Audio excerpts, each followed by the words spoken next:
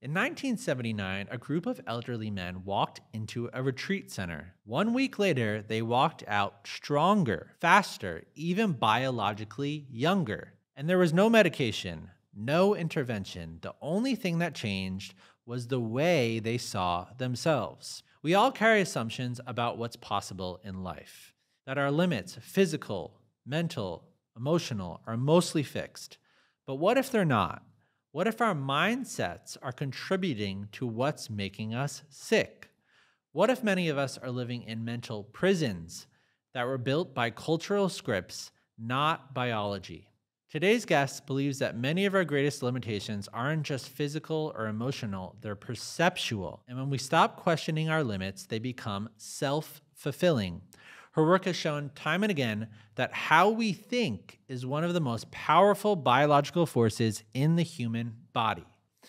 Dr. Ellen Langer is a Harvard psychologist, the first tenured woman in Harvard's psychology department, and one of the most cited scientists in her field, with over 17,000 citations to her name. For over 50 years, she's been known as the mother of mindfulness, though not the kind you're thinking of. Her definition isn't about stillness or meditation, it's about noticing, becoming awake to the present, to your assumptions, and to your agency. After decades of research, she's now getting massive traction online with hundreds of thousands of followers discovering what academia has known for years. Ellen Langer is a pioneer, and her work is shifting how we understand aging, illness, identity, and healing. At Mighty Pursuit, we help you make sense of life by looking at the whole person, mind, body, and spirit, deeply interconnected parts of your everyday experience. Today's episode sits at the intersection of physical health, mental health, and wisdom, revealing how the way we think about aging, stress, conflict, and relationships can quietly shape the way we experience all of them. We go deep into the study that reversed markers of aging, into how stress, diagnosis, and expectation can shape our biology, sometimes more than the condition itself. And we go into all the real-world questions that follow. What about cancer, addiction, clinical depression? When is it your mindset, and when is it something more? Where does biology end and belief begin? And how do we hold both without falling into toxic positivity or quiet despair? This conversation isn't about pretending everything's fine. It's about learning to see clearly so we can live wisely and build a life that actually works. Before we jump in, we want to share something that's become a real game changer for us at Mighty Pursuit, Magic Mind. If your brain ever feels overloaded, too many tabs open, hard to focus, and even harder to unwind at night, you're not alone. That's exactly where we were. Then we found Magic Mind. It's a small green shot packed with science-backed ingredients like matcha, ashwagandha, turmeric, and vitamin C, designed to support mental clarity, calm focus, and even your sleep cycle. It's not an energy spike, it's a flow state fuel. Within a week, we noticed less brain fog, more clarity, and a calmer kind of productivity that carried us through the day without the crash. If that sounds like something you could benefit from, you can check it out using the link below or scan the QR code on the screen. And make sure to use the code MIGHTY50 at checkout for 50% off your first month of subscription. The offer is only available through our link. Now let's get back to the episode. So I want to start where it all began. One of the most provocative studies that has ever been done. So 1979, a group of elderly men, they walk into a retreat, and there was some surprising results that came out of that. So can you take us into what happened and what it revealed? Sure. Well, let me start with, this was the first test of a mind-body unity idea. So Can we talk about that just briefly? Sure. Okay. So most people in today's world, they don't know that they believe in dualism. It's not a concept most people are discussing, but still, everything that follows seems to suggest everybody accepts you have a mind, you have a body, as these are separate. Now, if you have a mind and a body, then the question is, how do they talk to each other? How do you get from something immaterial, a thought, to something material called the body? And this has prevented progress of all sorts, especially with respect to our health. All right. So, and everybody's had the experience, that a leaf blows in the fall across and all of a sudden you get startled, your blood pressure and pulse increase until you say, oh, it's just a leaf. All right. But how does it all happen? Well, I've thought about this and had many experiences. If you ask me about them, I'll tell you. But where it seemed to me to recognize these are just words. And if we put the mind and body back together as one thing, then wherever we put the mind, we're necessarily putting the body. And so we don't have to explain how you get from one to the other because it's all one. And so we've done lots of studies that are described in my new book, The Mindful Body. But the very first was the Counterclockwise Study, which, by the way, I can call a famous study now. Isn't that obnoxious? How can she call her own work famous? Because if you tune into, The Simpsons Go to Havana, they actually described the study. So it's been out there. I know there was almost a movie that was made about it, right? But there was going to be a movie. This was fun. In fact, the people who were making this movie were the people who called it Counterclockwise. And so I borrowed it from them rather than the reverse for the title of the work. Jennifer Aniston was supposed to play me, and it was all great fun. I'd go to parties, and everybody would decide who was going to play them. I said, how'd you end up in my movie? But it didn't, and she's delightful, by the way, but it didn't end up getting made. Anyway, so what we did, we found a timeless retreat. It was a monastery that we retrofitted to 20 years ago. 20 years earlier, and had these elderly men live there as if they were their younger selves. All right. So they spoke about past events as if they were just happening. And all the magazines and books, TV shows that they watch were from the past, but responded to as if it was just now. So the question is, you take the mind, we put the mind back, what's going to happen? And the measures were interesting, I think, to say the least. We found that in a period of time, as short as, I don't remember if it was 5 days or a week, but it doesn't matter. Even if it were 3 weeks, the results were sort of amazing, but it was less than a week. Their vision improved, their hearing improved, their strength, their memory, and they looked noticeably younger, all without any medical intervention. And so then fast forward, we've done many studies testing the same mind-body unity hypothesis. Yeah, that is just so, I think that after sitting with your work the past few weeks, I think that why did it take you so long? That doesn't just show the mind-body unity, but I think it highlights something about a lot of people are living in mental cages or mental prisons, essentially, that have been created by their own belief system. Yes. Or by maybe scripts that culture has gave them about what's possible. And I mean, I was just thinking about it. I'm like, well, if I retrofitted, I'm 35. So if I retrofitted environment when I was 15, like what would that, I truly was like, if I immersed myself in that, and when somebody's in such an older age, and there's these scripts that were handed about what it means to get older. Well, see, the most important part of it, Matthew, is not the turning the clock back. It's recognizing that many of the things that we think we can't do any longer, many of the things that we see as debilitations actually can be reversed. Yeah. And, so, I mean, I got some, I don't remember that. Most of the comments on the study were, gloriously pleasing. But this one person was arguing, you can't turn the clock back. Well, literally, we're not turning the clock back. You were still born when you were born. But the point of it is that most of our abilities, we don't know how far we can actually push things. And to assume that when you get older, it's all downhill is basically what I was arguing against. Yeah, I mean, the limits that we accept, I mean, we're talking about aging and getting older, but then, mental health, physical health, a lot of these things there, and we'll get into that. There's the reality of what's happening. You have a disease or whatever, or diagnosis, but the things that we accept about them, we never actually question. And so it's not just the things that we accept virtually everything. We're taught to accept. What you're taught in school are learn these facts. And these facts are all conditional I mean by that? Context dependent. True sometimes, not true all the time. But we're not taught that. I was at this horse event many, many years ago. I've told the story many times, but to me, it's very important. And this man says to me, can I watch his horse for him because he wants to get his horse a hot dog? Well, I'm a straight A student, and it's all I could do but smirk, right? What, is he crazy? Horses are herbivorous. They don't eat meat. This is what I've been taught. I memorized all this to get all my A's in school. He came back with the hot dog, and the horse ate it, which then made me realize everything I thought I knew could be wrong. And just think about it. How could we know horses don't eat meat? You know, how many horses are studied? How hungry are they? How much meat is mixed with how much grains? All of these questions. Then at the end, if you were to do that study, you would find most of the horses under those circumstances didn't eat meat. That's a mouthful.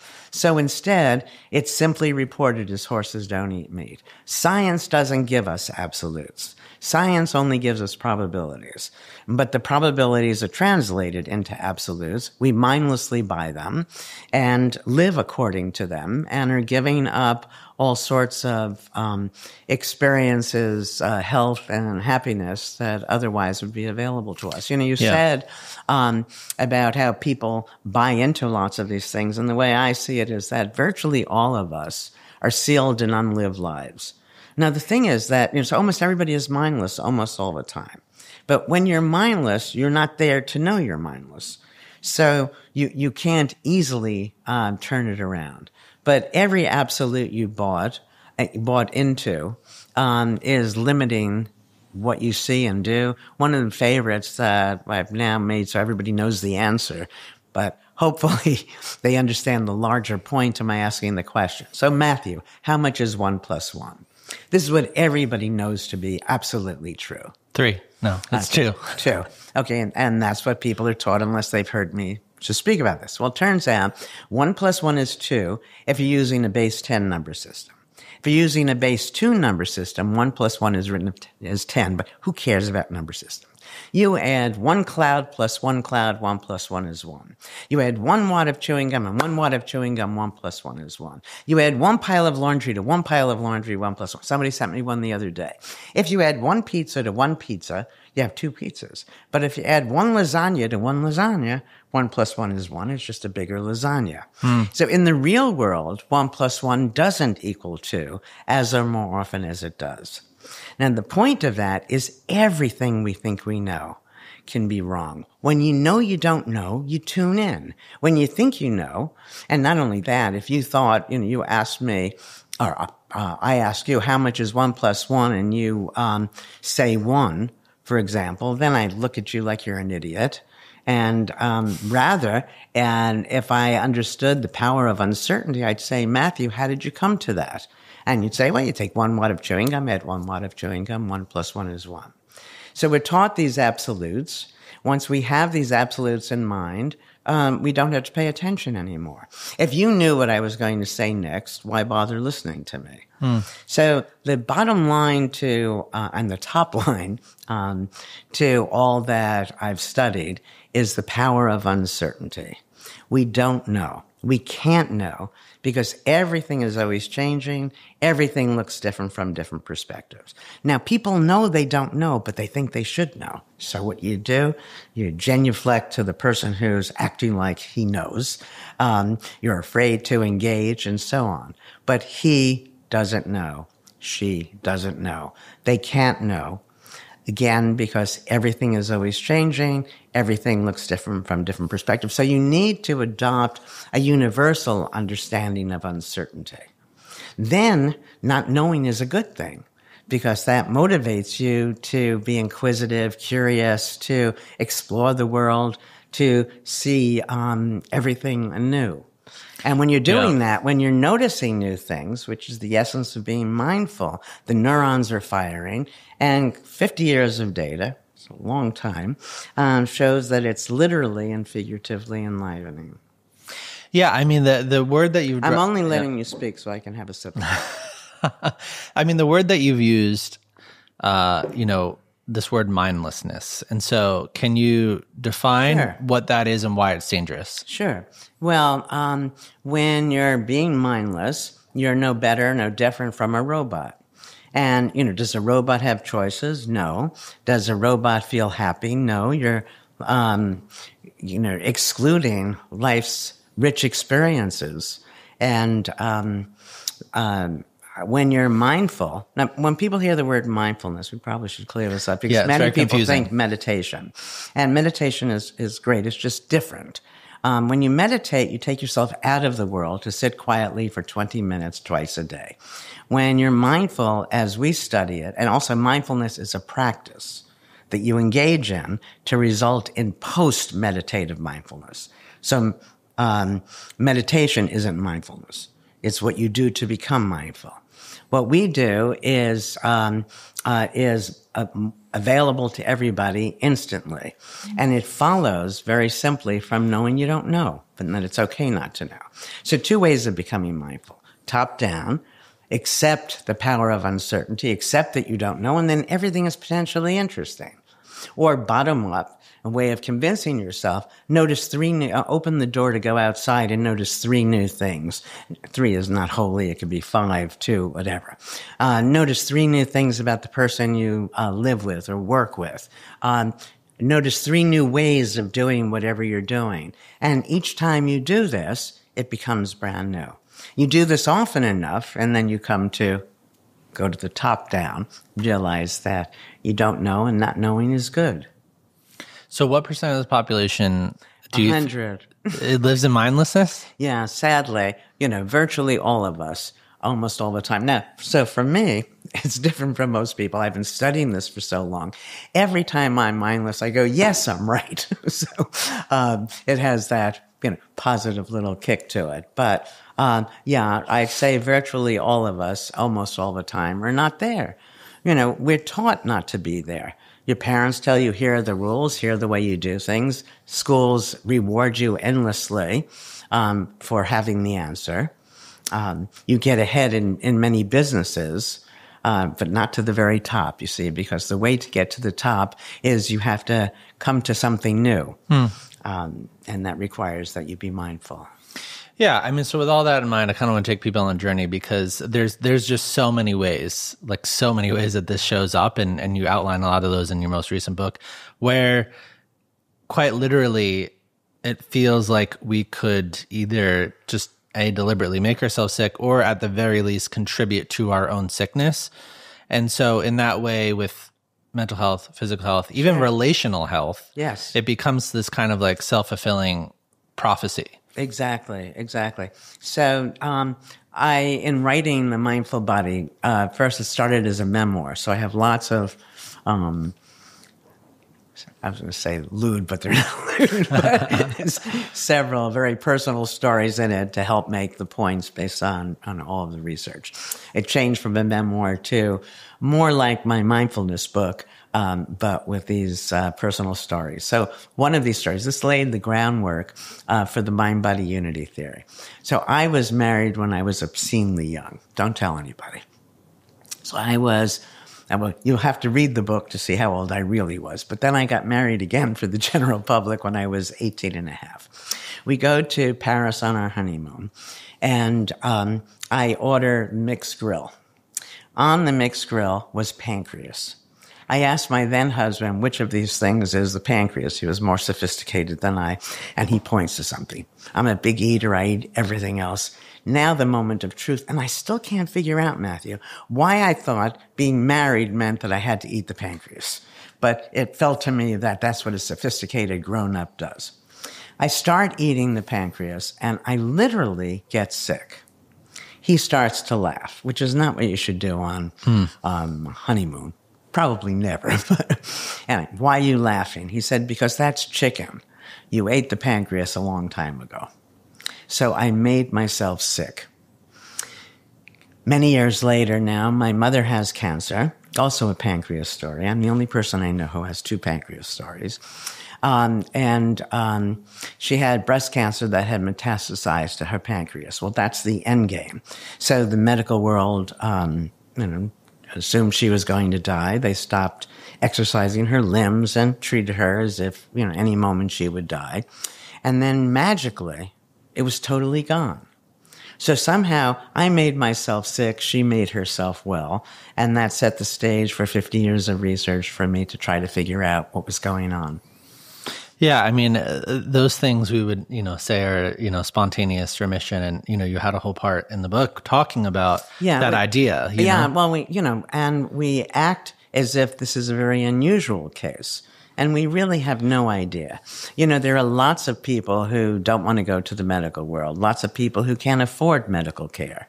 Go out to the Ozarks and, create whatever stereotypical story you have. And so there may be many people in those circumstances who have tumors. They don't even know they have a tumor, and then the tumor is gone. So we don't know, how widespread spontaneous remissions are, and it'd be a very hard thing to study. But we do know that any information the medical world gives us is based on a probability. And when you take that probability and make it absolute, that I have cancer is a killer, I'm going to die, I think you're more likely to experience all those negative circumstances than if you say to yourself, many people who have this go in this negative route, but then there are also people for whom it isn't true, and take that more positive view and beat the disease, which many people do. I remember when my mother was suffering, there was this woman neither of us knew. She came into the hospital room and she said, Sylvia, my mother's name, she said, I was told that I only had 5 years to live, and I spent all of my money living the high life as well as I could. I spent almost every cent. This is now 10 years later. And the cancer never came back, but now I don't have the funds. We all know people who have beaten the odds, so to speak. And we don't even know what the odds really are, because again, we don't know all of those people who had these spontaneous remissions. Yeah, I mean, what really hit me was the study on diabetes. Yeah. With physical health. Can you share about that? Sure, that was just... No, we have lots and lots of studies on this mind-body unity. So with the diabetes study, these type 2 diabetes, people come into the lab and we give them all sorts of tests, measure their blood sugar level and so on. And then we put them in front of a computer and ask them to play computer games. All of this will become clear as to why in a minute. And to change the game they're playing every 15 minutes or so. So we have a clock next to the computer so that they know when the 15 minutes when they should shift the game. Unbeknownst to them, the clock is rigged. So for a third of the people, the clock is going twice as fast as real time. For a third of the people, the clock is going half as fast as real time. For a third of the people, the clock is real time. People would assume, so who cares what the broken clock is doing? But it turns out blood sugar level follows perceived time, the time the clock set. The most recent study we did, I did this with Peter Ungel, my graduate student, was we inflict a wound. It's not a terrible wound because... You stab someone? Yeah, that's what I'm saying. It would have been dramatic and made the point even more clearly, but I'm not sadistic. And even if I were, hopefully somebody would stop me from doing it. So it's a minor wound, but a wound. And people, again, individually are in front of a clock. I'm big on clocks. And again, unbeknownst to them, the clock is rigged. It's going twice as fast as real time, half as fast as real time, or real time. And again, the wound heals based on clock time, perceived time. Our thoughts, as you suggested before, these beliefs, these absolutes that we took in without ever questioning, affect everything. Well, I have talked in the book about how fatigue is actually a mental construct. Now, people think, the body gets tired, forgetting that the mind and the body are one. So there was a study that Frank Beach did forever ago. I love this study. He took a little boy rat and he introduced a little girl rat. And so they copulate until the little boy rat is just exhausted. Okay. However, take a little boy rat, you introduce a little girl rat, they copulate. Now, immediately add a new little girl rat. That little boy rat is ready to go all over again. The human version is your word processing all day long, and you're exhausted, your fingers hurt, your back hurts, and then you go home and you play the piano. You change the context, and all of our energy seems to be restored. What's interesting about that is, so, you know, the one that you did on sleep, you know, you were talking about perceived time. You know, on one hand, the science around sleep seems to be very solid in terms of how much sleep we actually need. Yeah, but wait a second. Just think of it. Remember that every scientific result you're given is a probability. It's not absolute. All right. You may think you need 8 hours of sleep, but everybody, can't all the time. It's outrageous to think that somebody twice your size, half your size, somebody who ran a marathon, somebody who stayed in bed eating candy all night, that they're both going to need the same amount of sleep is almost silly. And so what we did in the sleep study, people are in a sleep lab, and again, we changed the clocks, very easy treatment. They wake up thinking they got 2 hours more sleep than they got, 2 hours fewer, or the amount of sleep they got. Biological and cognitive functions follow perceived amount of sleep. Well, so where I have no idea. You're going to ask me, how far can we go with it? I don't know. No. I'm going to ask. Ask me that, though. It's a good question. About probabilities, though. Oh. So I feel like probabilities are obviously useful. I'm not suggesting they're not. What I'm saying is that, but I, on another occasion, might suggest that they're not. Probabilities are in your head, not in events. It's either going to rain or it's not going to rain. It doesn't probably rain, but that's a whole other show that we'll do. But I'm saying is when probabilities are sometimes maybes, it would seem. And when those probabilities are understood as absolutes, there's often a problem. You say most old people can't whatever. Yeah. And so then you assume, you say, now so many elders are, I hate that word being older myself now, but it doesn't matter. Elders? Yeah, I don't, okay, anyway. That every time you forget something, oh my God, am I becoming demented? And that can easily become a self-fulfilling prophecy. That if I think I'm losing it, well, first I'd stop lecturing because what if it happens when I'm addressing a large number of people?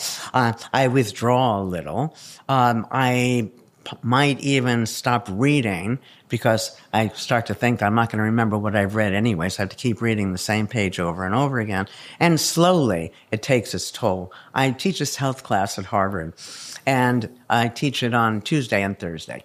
And on Thursday, before I give lecture on aging, I ask people, what was the last thing I said on Tuesday? Of course, they don't remember. Yeah. And I said, young people are not infrequently forgetful either, but they don't worry about it so much. Yeah, I mean, so... And just think for a moment, it just occurs to me, how awful it would be if you remembered everything. Forgetting is a skill. Because if I remember, you're talking about relationships. If I remember every miserable thing you did, it's going to be very hard for me to, greet you with open arms. Do you feel like labeling then? I mean, the label year olds. Like, what do you think of these labels then we attach to things? Labels serve some purpose just as diagnoses, but to take them too seriously, again, causes problems.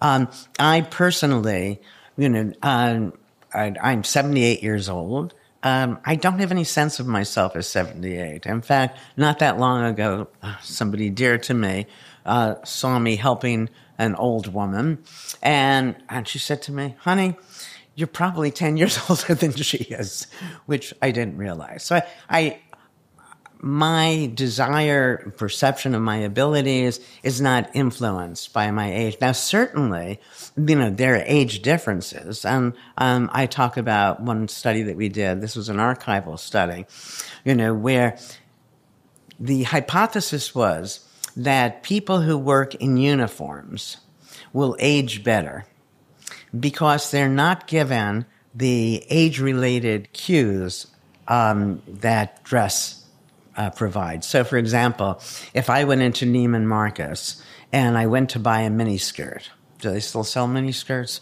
Whatever. That presumably they wouldn't let me walk out with it because it's age inappropriate. All right. So there are reminders that tell you you're no longer 15, 30, 50, and so on. But, so it turns out that those people who wear uniforms their whole life do indeed age better. Do you feel like if older people are surrounded by old people things, how much would that accelerate their decline? I mean, this is kind of the inverse of the counterclockwise, but... Oh, yes. No, so we have data. Yeah. People who whose spouses, excuse me, are much older than they are. So what happens is, if let's say you're 40, let's make you old. Let's say you're 50 and your spouse is 70. Now, and you're together for a long time. So you're going to be pulled into the older person's world usually because they're more sophisticated, more knowledgeable, wealthier, and what have you. So now your life is surrounded by all these old people. The data suggests that you will age more quickly. He typically, on the other hand, because he is experiencing your youthfulness, lives longer. We were talking about this offline, but do you feel like we're meant to retire? I think that life is short. I'm not the first to have said that. And that what you want to do is not be sealed in an unlived life. You want to be out there experiencing yourself, being mindful, enjoying yourself virtually all of the time. So if you're doing something, your work, even if you go to a movie, I never understood this. You're going to sit there for 2 hours, let's say, and there are people who are hating the whole thing, and then they leave and all they do is criticize the movie. To me, find a way to enjoy it or leave. So if your work, if your relationship, if anything is not working, don't accept it. You either make it work so that you're enjoying it or get out of it. So it's the same thing with, should you retire or not? It depends. If you're having a wonderful time and you're adding something to the world or to your own personal world, why should you retire? But if you're hating it, yeah, and, if you... It depends on what your alternatives are after you leave the work or relationship. Well, if you're just sitting there and doing nothing all day long. But why should that be an option? Why should one put oneself in the position? Remember the Birdman of Alcatraz? So here we have somebody who's incarcerated. And you would think, now, not just that you're not working and you're taking out of the community, your life as you knew it, but you're now in this small little cell. And then these pigeons arrived in that tiny little window. And he took a liking to the pigeons and came to learn about pigeons. And then his life became meaningful. You don't need grand things, grand schemes of things. It may sound too Hallmark, not to put down Hallmark, but to say that life only consists of moments. And if you make the moment meaningful, your life is meaningful. So that if you retire, make things meaningful. If you stay at work, keep things meaningful. Well, I guess what I'm getting at is I think that there seems to be constructs that we walk into that would then facilitate a process of mindlessness. And I think without question. I mean, almost everything you do, there's somebody's rule book about how to do it, for example. And, my favorite example of this, and I do this when I'm lecturing, I'll ask, is there anybody 6'5"? And I don't know why, but I attract tall people. So there's always some guy, and I say, please come to the stage. He comes to the stage, and there we are, me at 5'3", him at 6'5". We look silly together. And then I just raise the question, should we do anything physical the same way? It's ridiculous, right? I asked him to put his hand up. His hand is 3 inches larger than mine. It's the same with anything. And so the rule should be, the more dissimilar you are from the person who wrote the rule, the way to do it, the routine, the more important it is for you not to follow that. Well, as it pertains to older people, Yes, older people are following rules that worked for them when they were younger. And, so that, let's say you're playing tennis, which game I enjoy. All right. So, when you're 18 years old, you're running around all over the place. And when you're 60 years old, you probably slowed down a bit, but you should be wiser. You don't need to run. If the person's standing like this, where they're likely to hit it, because you've seen them do it before. And so, you use the wisdom. There's no reason to think that there's one right way of doing anything. Do you think mindlessness can become like institutionalized? It is institutionalized. Well, like nursing homes, for example. Nursing homes, schools, everything. They have, this is the way. And that if you just mindlessly do whatever you're asked to do, you're never going to be as good as the person who wrote those rules in the first place, because the rules are written to meet the needs of the rule writer. Right? Well, I think a lot of older people go into nursing homes, and it's just this place where you die. And so it's like and so you go in there, and it's like, how does somebody go from somewhat vibrant at 80, and then all of a sudden a year later they're just like so mentally declined, and it feels like it accelerates this process. And I wonder if mindlessness is one of the core drivers of that. Yeah, but it doesn't have to be. What is it? Tennyson, walls do not a prison make. You can go into that nursing home and change it. Help the three people that you're interacting with. Rather than give in to the expectations for yourself. Yeah. I mean, this applies to so many things. Stress was another area that yes. Okay, so everything I say to you, I have data for, except this one. But this follows. First of all. Well, there was data in your book for stress. Oh, I have a lot of data on stress, but not the statement I'm going to make right now. All right. Which I think that stress is the biggest killer. The biggest killer. So I'm suggesting that if, I was going to do this research many years ago before COVID with people in China, but we never got to do it. A massive, very difficult study where we take people who, just been diagnosed with cancer, all different kinds of cancer. And then, nobody, when told they have cancer, is going to be gleeful, right? So we'll give them 3 weeks, arbitrary, obviously, to adjust to it. Then we measure the level of stress every 3-4 weeks.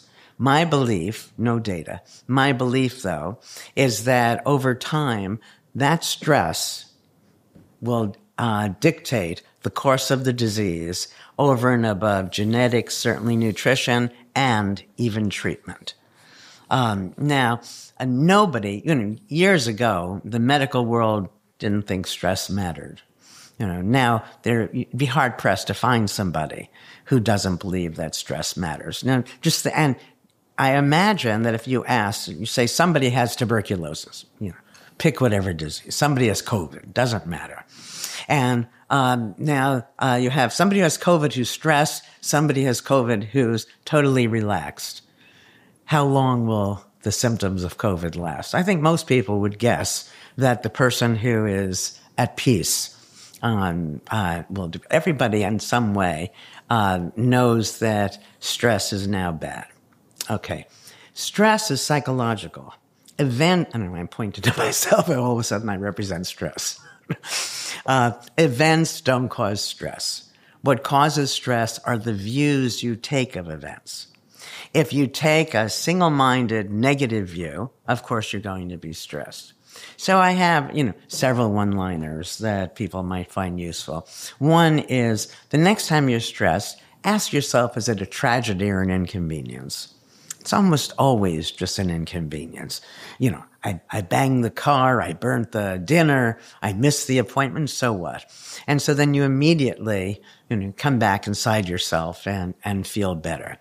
And of course you have no worry before it's time. Worrying isn't helping. And what happens is if you're not worried about whatever looming event, you're going to be stronger. And so then should you need resources, you're going to have more available to you than if you're frightened, for all the time leading up to it.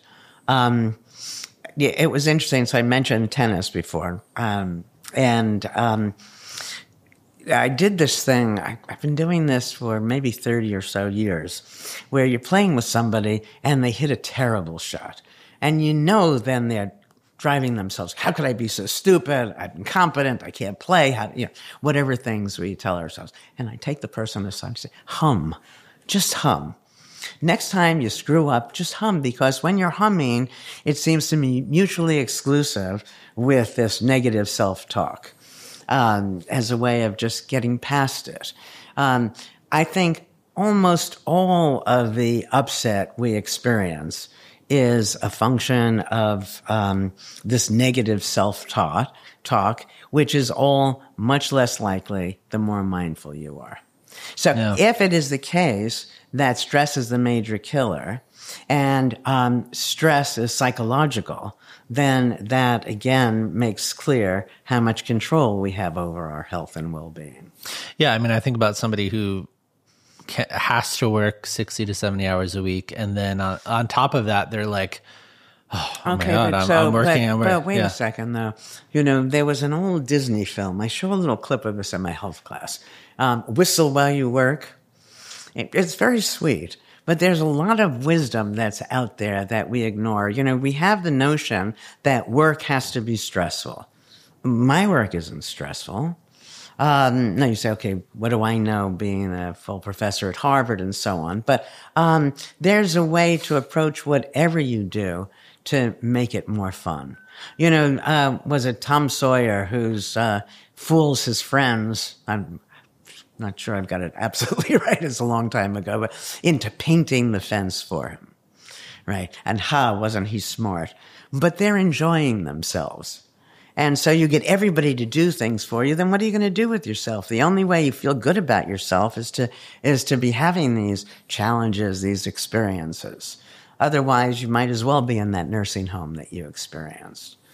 Your student who now is at Stanford, Ali Crum. Yeah, she's done a number of and did you guys collaborate on a set with stress? Well, it was when she was at Harvard. We did the second study in the Mind-Body Unity series. This is a fun study also, where we took chambermaids.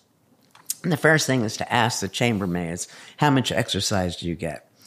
Interestingly, since these women are cleaning hotel, motel rooms all day long, they say they're not getting exercise.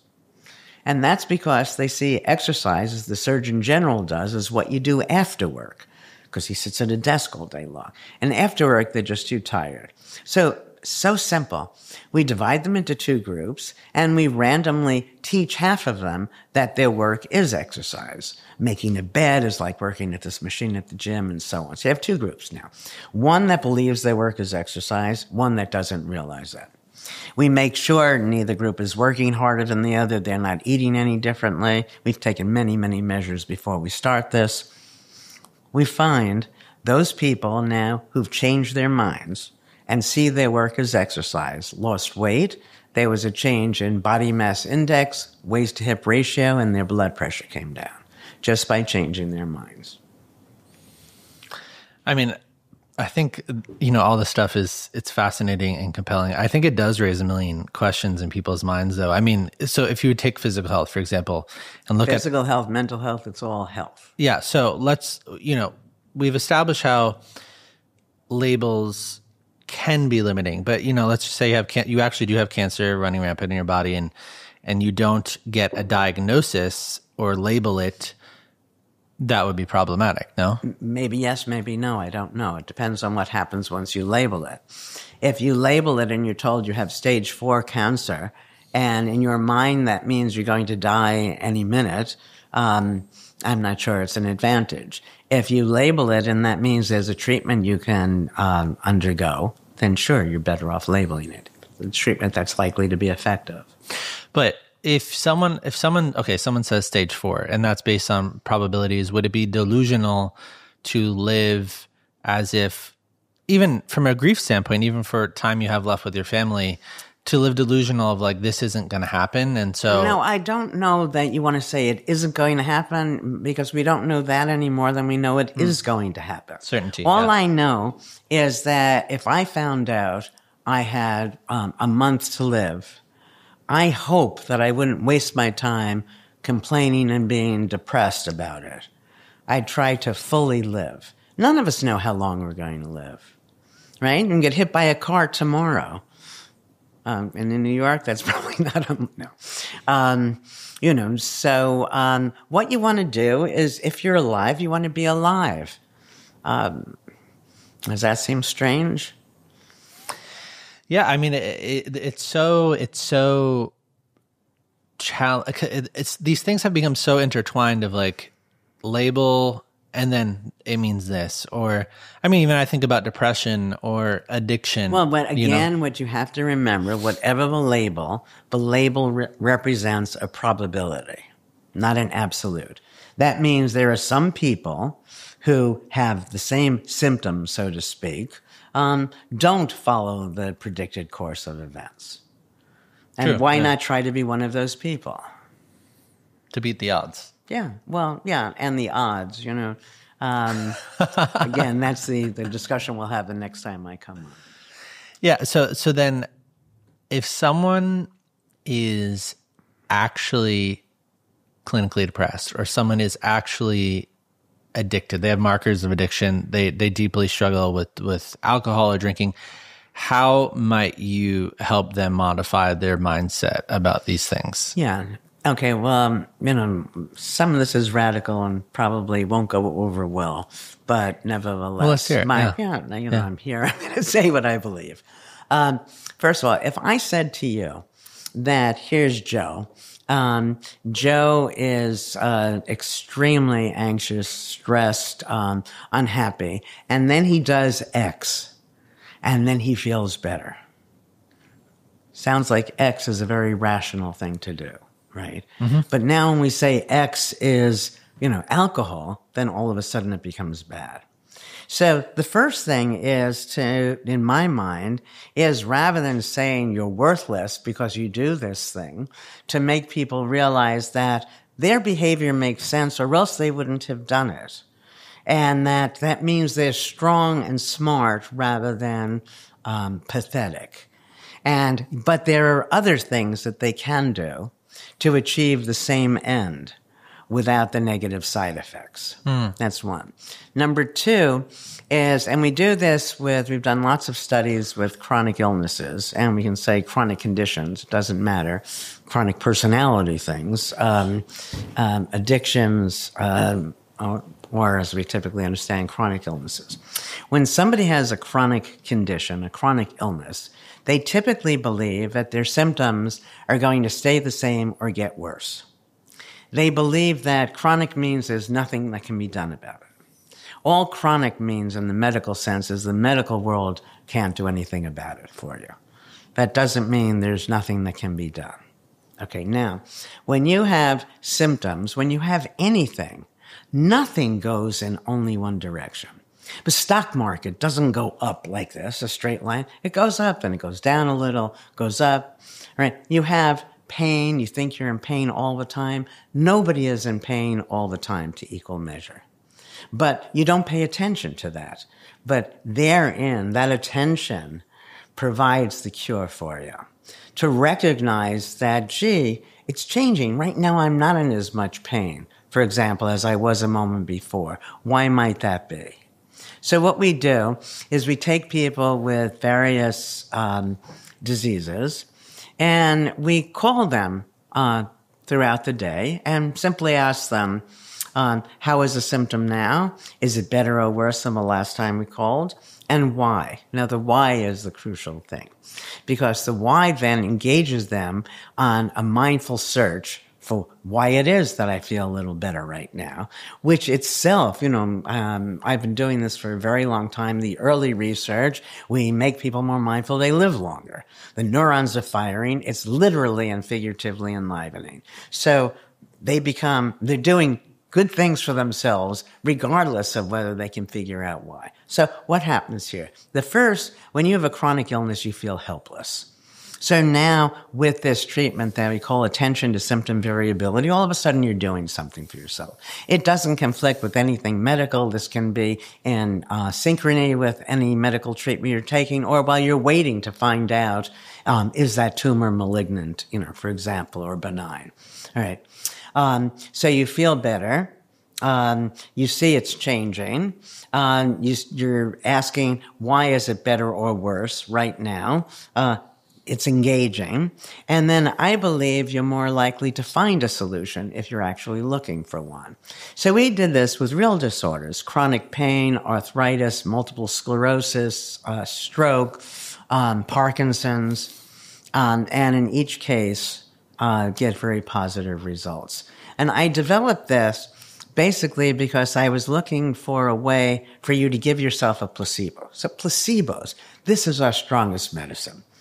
But placebos have a bad word, right? You know, when we did the Counterclockwise Study, the BBC replicated the major condition for a BBC production. And I remember Sylvia Sims, who, miraculously was better on so many dimensions. She said, I just can't understand how it happened. And so I started telling her about placebo. She said, no, my pain was real. So people, have been taught placebos are nothing, rather than taught that placebos are ultra powerful. Placebos are our minds over our illnesses. Yeah. And I think that's because the pharmaceutical companies, just sort of imagine, I'm making this up, but it seems perfectly reasonable to me. In order to bring a drug to market where you're going to make billions of dollars, you have to do a test where you have a placebo versus the drug. The drug has to outperform the placebo in order for you to declare it effective. So that placebo is a bad guy, right? Because if that placebo is good, then that drug isn't going to outperform, in which case I'm going to be denied all that money. But for the rest of us, placebos they're almost magic. And how do placebos work? Well, essentially, it's due to the mind-body unity. You take this substance that's essentially a nothing, and you think it's something, and then magically it exerts its power. The chambermaid study that Ali and I did was actually a test of the nocebo effect. And the word nocebo is less familiar to people. But a placebo, you take a nothing, think it's something, and it works like the something. A nocebo is really the opposite of that. You take a something, but you think it's nothing, and it takes away its effectiveness. I think, I agree. I mean, I could see the power in so much of what you're saying. I think people will have a great difficulty. A lot of this is perception, but some people might push back and say it's not that simple in the sense that you wake up, you're flooded with limited negative emotions, and then that experience is almost automatic or like very emotional. Well, it's not rational or cognitive type of thing that's happening. So they feel like they're powerless to themselves. Yeah, not only that, but I think there's an implicit belief if I have a big upset, there has to be a big cause. So, and to say that your mind is controlling it doesn't seem big enough to justify all the pain you're experiencing.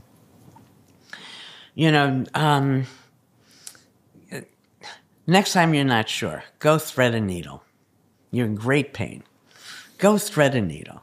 Now, for most of us, especially as you get older and your vision isn't quite what it was before, you become totally attentive. And during that time when you thread the needle, if I were to ask you, are you in pain? You're not in anything because your attention is devoted to threading the needle.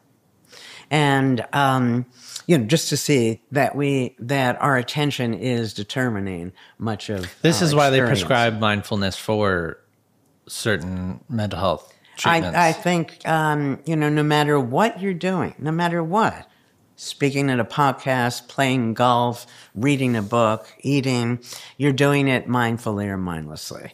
And the consequences of being in one state of mind or the other are enormous. So for everything, there is no reason in my mind to ever be mindless. That means you're not there.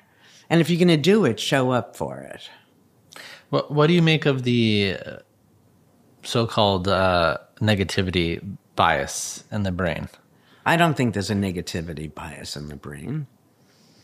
I think some people are biased to being negative. That's what they were taught, people who live on the dark side, who then take people who, like me, who live on the bright side and want to demean us in some way. And then the answer is, well, who's happier?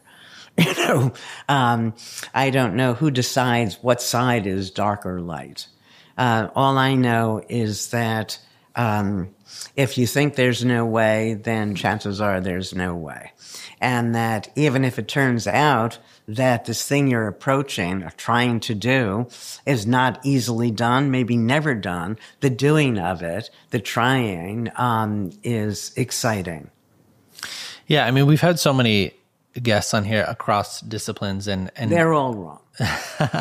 But no, I start to see threads in what they're saying and how it relates to what other people are saying. And I think it's very interesting because even going back to the addiction thing that you were talking about, if you go through trauma treatment, if you go through the arc of healing trauma, the way that usually you become aware, I have destructive behaviors and there's some sort of trauma. And one of the things that's important at that stage is the way you look at your own behaviors. And you were just saying for someone with addiction, they need to be able to look at their behaviors of like, it's almost like an appreciation of like why they're doing that. Well, okay, so two things. I've done so much research. I mean, 50 years is a long time. And the thing that I came to was that one simple statement that to me was more important than anything else I've done, which is, again, behavior makes sense from the perspective of the person who's doing it, or else they wouldn't have done it. That means my behavior, your behavior, that means every time you're being judgmental, you're being mindless. And so if we turn that around and we find now a way to appreciate ourselves, that would lead us to less drinking and so on, all of the things that we do to feel good that are separate from just feeling good about ourselves. Our relationships would improve. We set ourselves up for a very different kind of life. Okay, so let's say one of my favorite examples. So I, turns out, probably to no surprise of anybody, am extraordinarily gullible. And I'm sure the people who scam, who are watching this, are now going to, but I've learned how to deal with them. All right. So I go to you, and you're a therapist or just a dear friend, and I say, Matthew, I see what I'm doing. I mean, I was taken by two, not one, psychopaths. I mean, it cost me a lot of money. Help me. And you say, okay, you're going to help me not be gullible. So we both have the same goal. And now we try, and we're going to always fail. Why? Because going forward, nobody says, I'm going to be gullible. Nobody wakes up in the morning and says, today I'm going to be aggressive, obnoxious, stupid. So when people are being these things, what's actually going on? Well, it turns out that for each and every negative understanding of our or somebody else's behavior, there's an equally strong but oppositely valenced alternative. For each negative, there's a positive. What's the positive of being gullible? I'm trusting. And there's no way. I mean, I value being trusting. And as long as I'm trusting, I'm going to be gullible. Now, you're going to like me better now that you see that I'm trusting. But if you want me to not be gullible, you have to get me to stop valuing being trusting. You drive me crazy because you're so damn inconsistent. Well, and I can show you, look at all these things you've done that are inconsistent. But from your perspective, what are you being? Flexible. And you value being flexible. And the only way I'm going to get you to stop being inconsistent is to stop valuing being flexible. Yeah, I mean, it's so interesting. I was looking into something called labeling theory, and the idea that as soon as we attach a label to someone, we start filtering our bias through that label. No, so we did a study, back, I think it was in 1974, a long time ago, before you were born, where I videotaped an interview between, it was Bob Abelson, who was my mentor at Yale, and somebody else. I don't know if the other person was actually on the camera or not. It doesn't matter. The interview the person who was interviewed, whether it was he or not is irrelevant, was called a patient or a job applicant. We then played it for clinicians to evaluate the person on the tape. Everybody's seeing the exact same tape, but the label of that person is different. And when the person was labeled patient, he was seen as having hidden this, negative that, all sorts of problems.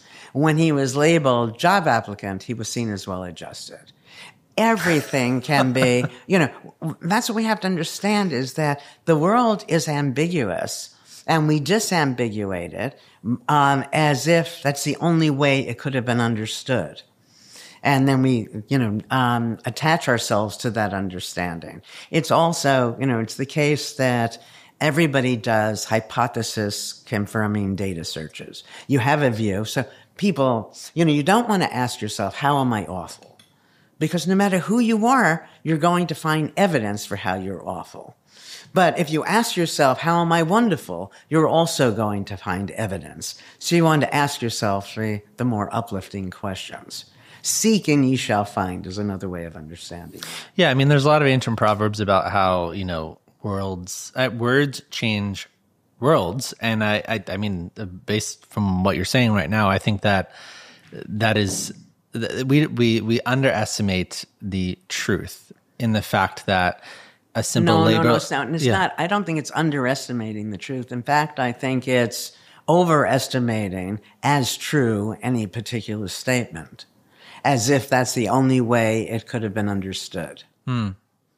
Well, we didn't address the diabetes. I mean, we didn't talk about the diabetes study. I want to circle back on that. No, because I think that that's just a beautiful illustration of what of this entire dynamic. Yeah.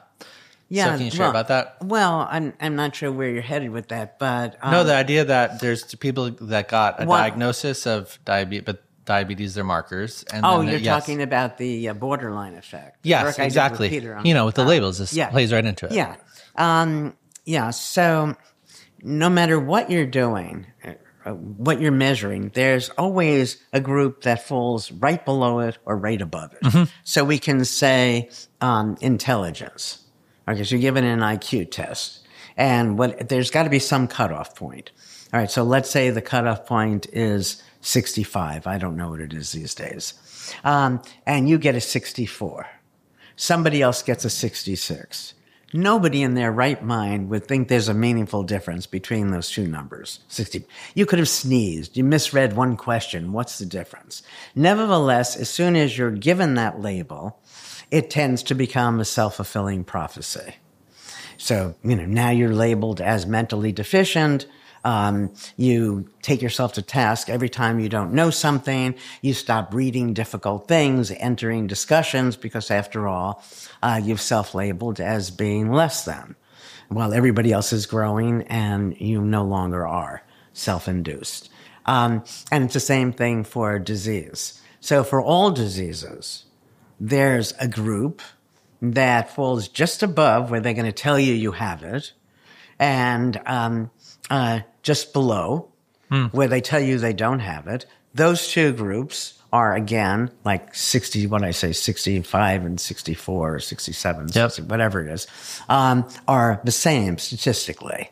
But over time, they'll separate. And the separation is a function of their psychology. Which is what happened with the diabetes. Yes. Yeah. Yeah, I mean, that is just so indicative of how a label could, again, we're not saying that label is necessarily bad or good, but when the label is taken as absolute rather than, one way of understanding things. And then that starts shaping and modifying our behaviors in the way that we respond to that. Exactly. Yeah. No, that's so powerful. I say this is a Rubik's Cube here. Is this here because you're going to ask me to fix? No, I think. Well, let me tell you a story. Yeah. I haven't told the story to anybody else. So I was my first year at Yale, graduate student, and there was a party for the first year students. So first year students and all the faculty. And somebody had a Rubik's Cube, and somebody gave me the Rubik's Cube, and without really knowing what I was doing, I did it. And I think, talk about labels, that might have been the key to my entire success as a graduate student and after that. Where, after that, I took another Rubik's Cube when I wasn't able to solve it. But the label, wow, she's whatever it is, whatever label was imposed. So I'm looking at this Rubik's Cube, and I don't know whether I should refer to the time I did it, in which case feel very confident, or the time after that I wasn't able to do it and feel scared. Well, we use it as a symbol as a company because our tagline is making sense of the human experience. And so I think this conversation is like the Rubik's Cube is a symbol of all these twisting and turning and trying to figure out life. And I mean, it's very hard to complete one side, but I think that what we're talking about today is kind of a symbol of that. Well, metaphor. And add to that is that we shouldn't want to be able to do it perfectly.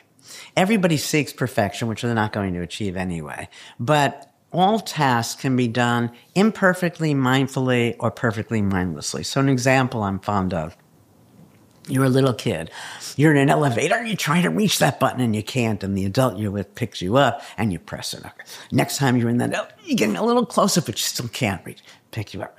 Eventually, you're tall enough. You press that button. When was the last time you were excited about hitting an elevator button? Never. Exactly. So or another example I overuse is golfers might think they want to get a hole in one. Get a hole in one every time you swung the club, there'd be no game there. So we have to appreciate the mastering, the little struggle more than we do. Now, when it comes to relational health, personal conflict, I mean, you have a lot of interesting things to say about this. So if we are seeking to be mindful instead of mindless, what does that look like in a healthy way with our relationships? Because let's just say if we were to accept mistreatment and then say it's just a matter of perspective, now is that living under a delusion of someone's deliberately being harmful to you? And it depends on how harmful, what they're actually doing. I mean, you can, imagine you're with a 3-year-old who keeps, saying mean things to you. It's probably not going to get under your skin. Right? It's an annoyance. It's not, my God. So, and interestingly, I believe that bullies, in fact, are no different from that little kid. And that, if you have children and you have a little boy who is a bully, the mother might say to the little boy, it's not nice to pick on kids who are weaker than you. But I think that reinforces bullying. It says, if I do this, I'm strong. In fact, the kid should be told, only the weak bully. And then there's nothing in it for the person to bully. And so, you're a very accomplished woman, and the CEO now takes you to task for something, and you feel belittled because he's not doing it in a particularly nice way. If you remembered that people who have it together just don't treat people that way, and so you should feel sorry for him, then all of a sudden the power difference changes. First, he's being mean, and you're feeling less than, to recognize people aren't mean when they're fully adult, as a way of dealing with that. Now, let's just say someone is in a relationship. They both have the value, we're going to say, faithful to each other. One person goes out, lies, cheats, then covers it up, and then it comes to light that they were cheating. No, sure. So how would you apply mindfulness into that situation? Okay. Well, first of all, lying is itself interesting. That the child is often punished by the mother or father for lying, for not telling the truth, so they learn to lie. If you're involved with somebody and they know that you're going to understand why they do what they're doing, there must have been some reason that, in fact, was a function of the relationship, then you don't need to lie. If you knew I wasn't going to punish you for lying, you'd be more likely to tell me the truth. Right? Mm-hmm. Yeah. Okay. I agree. Okay, so both parties are complicit in some way. Now, if somebody has had 20 relationships and parents who've taught them to lie, it's not as easy as saying, you can tell me the truth and then people will change. But even that understanding that everything people do, everything a person does makes sense to them or else they wouldn't do it, gets us out of the good guy, bad guy understanding of relationships. Well, that would produce compassion. What? That would produce compassion, no? Yeah, I mean, or empathy. No, I don't even think it's a matter of compassion. I think it's because compassion to me always feels like there's somebody is one down. So I have to feel kindly towards this poor, this poor person. Here we're just saying that everybody's behavior makes some sense or else they wouldn't do it. And to appreciate that would lead us not to diminish them in our minds and in the first place. So there's something I wrote in the book. There's a lot of language that I love. I don't get to talk about enough in the Mindful Body. Because part of the book, I talk about better than better. Now, very often we have, here's a problem, and somebody solves it. I say, oh, yeah, that's good. But there's an even better way. Okay, and so some of the language demonstrates that. This is cute. You'll like this. Many, many years ago, I was asked to give a sermon at one of the Harvard churches. I'm Jewish, and I'm not religious, but I say yes to everything. So I say yes. Now I have to figure out, what am I going to talk about? Because I don't really know anything about religion. Forgiveness. It's not religion, but it sounds religion-y. I could get away with it.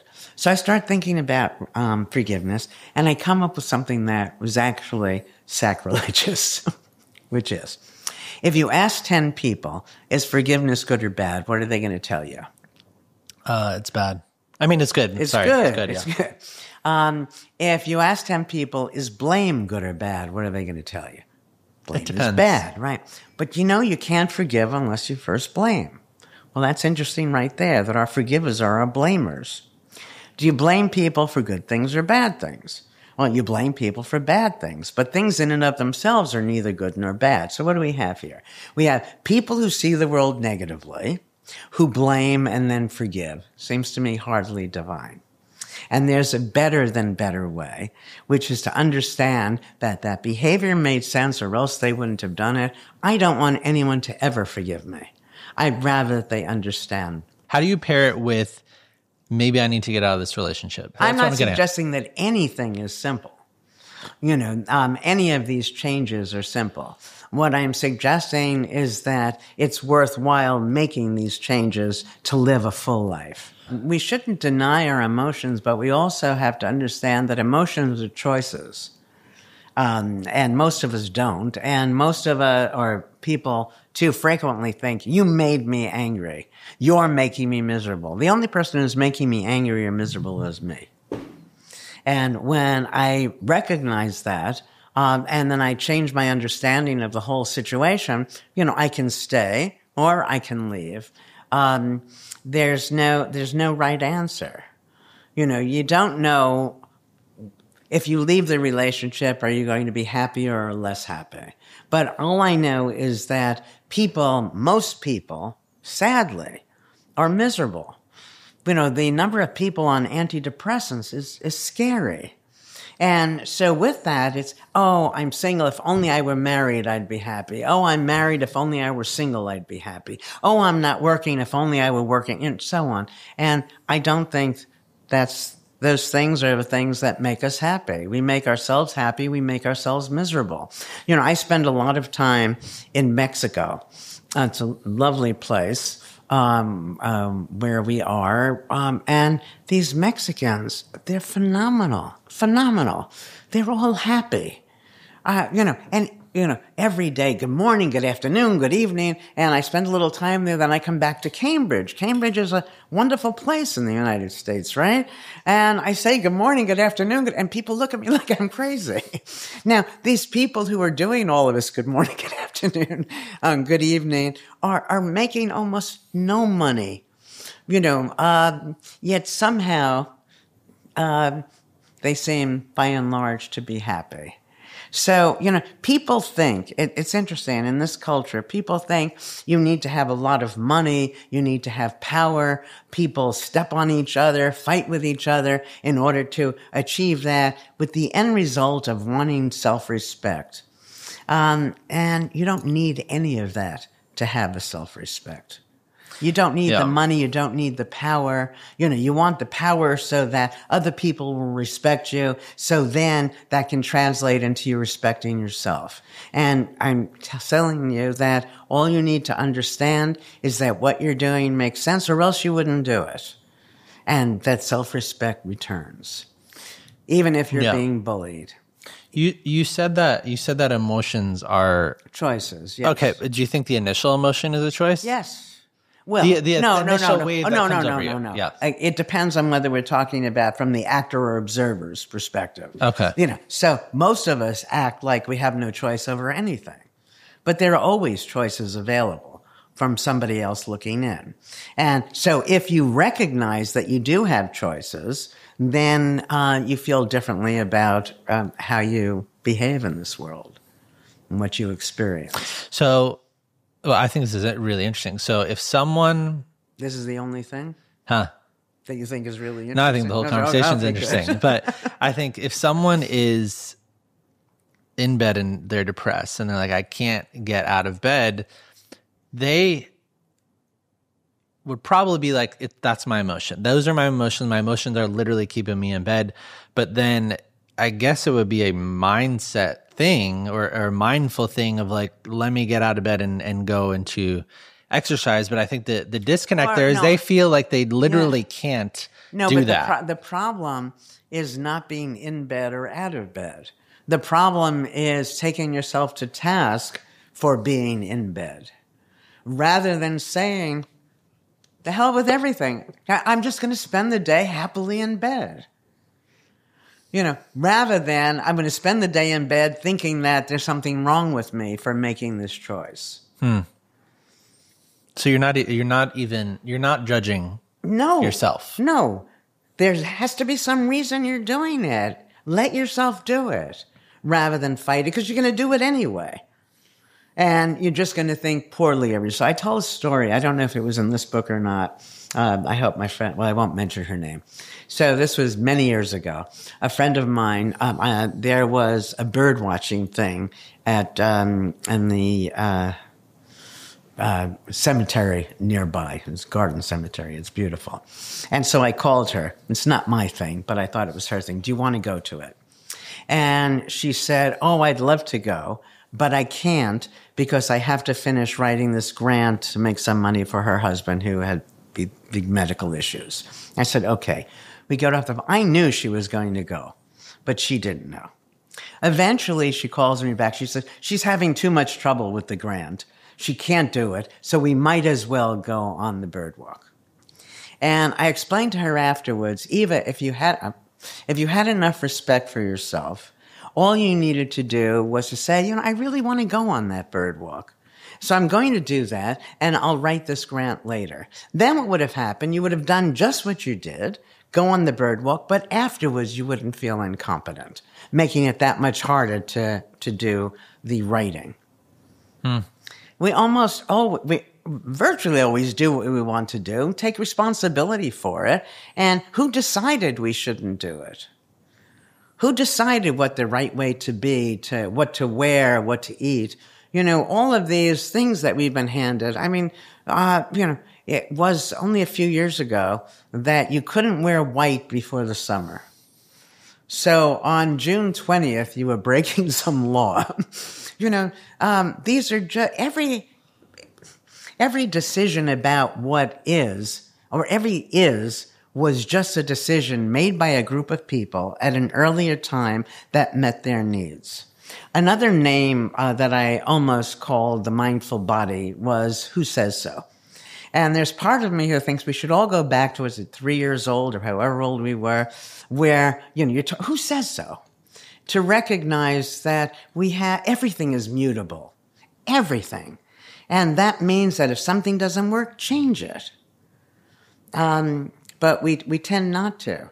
So I mean, an example, this may seem silly, but, so I said I'm 5'3". The cabinet, it's just too high for me. Well, who put it up there? And who decided that the fact that it's up there means I have to put the dishes up there? So we all just march in tune, and, then somebody at 6 feet has no problem, is not breaking dishes, and I'm breaking dishes, and I'm called clumsy, rather than I didn't design the world for me. I'm living in a world that was designed by others to meet other people's needs. And sometimes that's fine. When you do that, then you just have to make the right attributions. Everything is big. Everything that was just a decision that other people made at an earlier time. And the more different you are from them, the more important it is for you to realize that. So my favorite example, go back to tennis. So when you play tennis, there are two serves. So for me, I serve the ball, I kill it, doesn't go in. Then, because I'm playing doubles, I have a wuss follow-up serve. It's going to always go in and always able to be returned.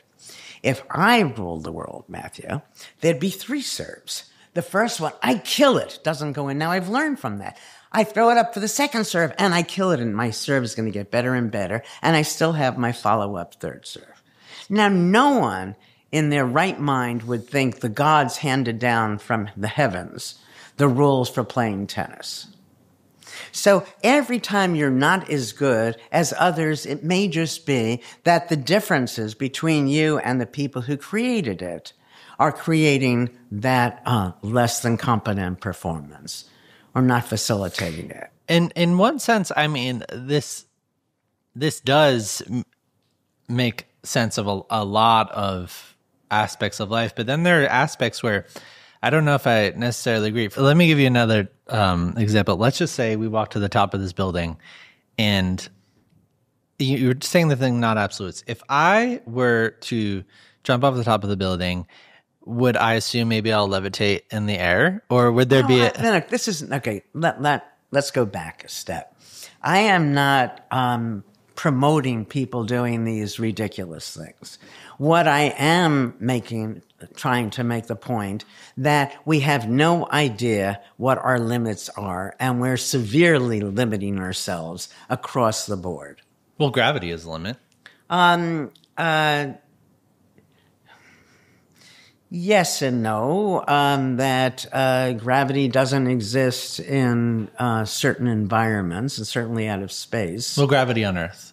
Okay, so what's the point? So yes, there are certain things that probably are. Yeah, so, and how does gravity personally affect you? I'm not saying jump off the building, you'll be fine and you can fly. But I am saying that we don't know if eventually we can't learn how to fly. It's very different. But, we haven't learned how to fly. You have people who have brain damage, where the assumption is that's it, the brain is damaged, but then there are parts of the brain that are still working. And I think that much brain damage can be reversed. I think I did something many, many years ago where I was dealing in a nursing home, and I said to people, what is it you'd really like to do that you can't do any longer? And this one woman said, it may seem silly, Dr. Langer, but my arms are paralyzed, and I find it humiliating for someone to have to blow my nose for me. So I said, okay, let's see if we can fix that. Now remember, even if we can't, we're totally engaged in doing it. So it's got an advantage. I say, okay, lift your arm to here. And she can't do it. So I go down a half. And I keep going down until a tiny, tiny difference from where she is. And that's a new starting point. And we kept doing this. And eventually, yes, she would. Now, so then what is the comment? Oh my goodness, she wasn't really paralyzed. How many people are misdiagnosed? We don't know. But the idea is that I call this the reverse of Zeno. So Zeno's paradox with respect to distance is if you always go half the distance from where you are to where you want to go, you're never going to get there. Say you're half of the distance, a quarter, so now I'm an eighth of an inch If I go half the distance, I'm a 16th of an inch, I'm a 32nd of an inch, a 64th. I say Zeno was a cynic. Let's do Langer's reverse Zeno's paradox. There's always a distance you can go from where you are to where you want to get. And if you can't get, so you eat a whole box of cookies, eat half a box of cookies. You can't eat, less. You can't eat half a box. Okay, eat a quarter. Everybody can eat a crumb less. And then you go from there, a new starting point to get to where you want to be. Yeah, I mean, I find that the adopting mindfulness for all these, for many areas of life will bring extreme benefit. I mean, one of the things that stuck out about the book, I think comparison, when you talk about the social world, is another area that has become increasingly difficult. People are just falling into these mindsets of comparing themselves to other people, success, and then we make these rules about what that means about us, what it means about the world around us, and then we automatically have this anxiety that we're falling behind. And I think that's like a perfect example that fits into what you're talking about. So first of all, you might ask who decided in the first place that this is something we should want to do. Yeah, 100%. Second, who decided what success actually means. And third, who decided the way to do it. When you change all of these things, we line up a little differently, as with my 3 SERPs. So what is your perspective on comparison? The right one. No. I say, we compare ourselves to other people, presuming we know what their motivation is in doing what they're doing. Okay, so let's step back a little bit. This has been very important to me. It's a another better example. So you can have people who are seemingly behaving the same way, but for very different reasons. The original way I heard this, and then went from there, was about the New Yorker, which I think is a marvelous magazine, truly. But it doesn't sound that way in this comparison. So level 1, people who don't read the New Yorker. Level 2, people who read the New Yorker. Level 3, people who don't read the New Yorker anymore. So 1 and 3 are both not reading the New Yorker, but they're now let's bring the New Yorker back. We have level 4, people who are reading the New Yorker again. It's just to illustrate that we have people behaving. Now, since most people, when they're at, in some ways, level 2, they see somebody different, they assume it's a level 1 rather than a level 3. If they said, how might this be a wonderful way to be, regardless of whether it was a level 1 or 3, they'd learn something and grow from it. A more homey example. Let's say a woman drops her cane. So level 1 doesn't do anything. They're, selfish, whatever, unhelpful people. Level 2 rushes in and picks up the cane. Level 3 doesn't rush in, doesn't help, but is watching. Because level 3, in this case, might think this person is going to be better off if she can figure out how to pick up the cane herself. Okay, so 1 and 3 are not help, but they're so very different. So whenever you're putting anybody down, it's usually presuming you understand why they did what they did, that there's only one way of understanding that particular behavior, and so you denigrate them, rather than ask yourself, how might this actually be a good thing?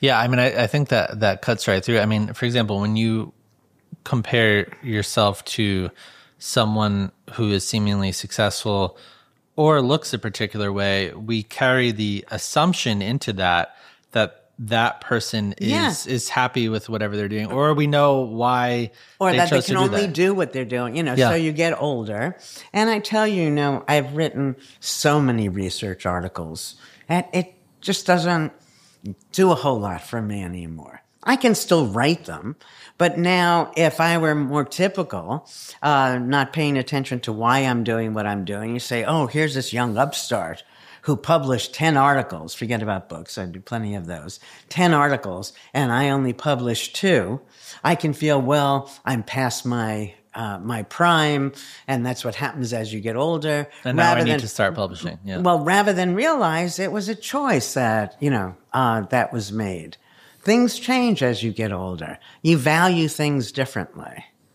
But without that, it's easy to presume that your motivations are the same. Not just that, but the way the outside world is facilitating or harming that performance are the same.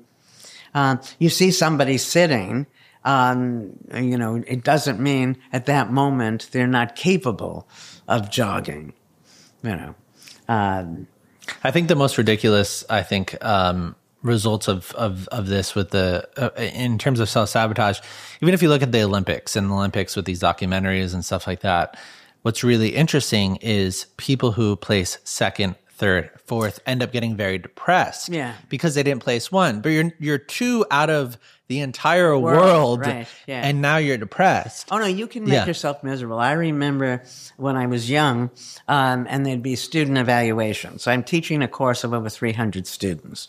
And you go through through all 300, but you go through the evaluation, and there are 2 that say something negative. And you're crushed by it. Yes, we do that all the time, but we do that with many disorders. So let's say you're dyslexic. I don't know if we still use the term, but so you get a page to read, and the page, let's say, has 200 words on it, and you get 2 words backwards. You got, what did I say? You get 198 words right. I mean, you should be applauded rather than worry about the thing you got wrong. And we do that all the time. Well, why do you feel like we fixate on that, though? It's like we pinpoint on the thing that went wrong. It's like, it's just boom. Like we're just looking at it. Yeah, that's a good question. I don't know, but not all of us do it and do it to the same extent. I mean, if I'm playing tennis, you can't pay attention to each and every ball that you hit, because you're now into the next point, and you don't know if the shot you made was because they, sent you over a blooper, or whether it was magnificent. I mean, you don't have the whole thing videotaped and whatever. And there are some people who'll just pay attention to their errors, some people who'll just pay attention to their successes, and most people to some combination thereof. And, if all you do is pay attention to your errors, you're not going to feel good about yourself. It's like what I said to you before, that we engage overwhelmingly in hypothesis-confirming data searches. So you're paying attention just to your errors. You're looking for your errors. How can you feel good at the end of the day when there were all these potential successes around? And not only that, but whether something is an error or a success is often open to interpretation. Now, you've been at this for 50 years. Does this process, if someone's just completely mindless all the time, does the process get easier in the sense to become mindful? Yes, easier? like you're starting to do it. No, that's a wonderful question, Matthew, because mindfulness is energy begetting. Mindfulness is what you are or what you're doing. You're being mindful when you're at play. It's a way of being engaged. And so it takes care of itself when you just want more and more of it.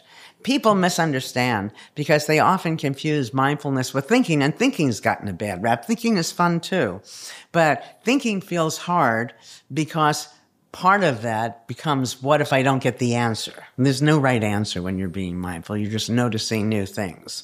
And so people think, oh my God, it sounds exhausting. But could you be happy all the time? I am virtually all the time. And no, you just get more and more animated. It's the